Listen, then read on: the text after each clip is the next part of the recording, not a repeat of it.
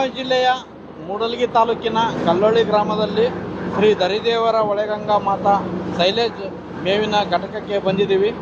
ಇದು ನೋಡ್ಬೋದು, ಸೈಲೇಜ್ ಮೇವಿನ ಬ್ಯಾಗ್. ಇದು ವಿಶೇಷವಾಗಿ ಟ್ರ್ಯಾಕ್ಟರ್ನಿಂದ ರನ್ ಆಗುವಂಥ ಹೈಡ್ರಾಲಿಕ್ ಮಷಿನ್. ಇದು ಸಾಮಾನ್ಯವಾಗಿ ಅವು ಫೌಂಡೇಶನ್ ಹಾಕಿ ಮಿಷಿನ್ಗಳನ್ನ ಫಿಟ್ ಮಾಡಿಕೊಂಡು ಮಾಡಬೇಕಾಗ್ತದೆ. ಆದರೆ ಇದು ಮೊಬೈಲ್ ಹೈಡ್ರಾಲಿಕ್ ಮಷಿನ್ ಅಂತ ಹೇಳ್ಬೋದು. ನಾವು ಹೊಲಕ್ಕೆ ತೊಗೊಂಡೋಗಿ ಅಲ್ಲೇ ಸೈಲೇಜನ್ನು ರೆಡಿ ಮಾಡ್ಬೋದು, ಇಲ್ಲ ಈ ರೀತಿ ಒಂದು ಕಡೆ ನಿಲ್ಲಿಸಿ ಕೂಡ ಮಾಡ್ಬೋದು.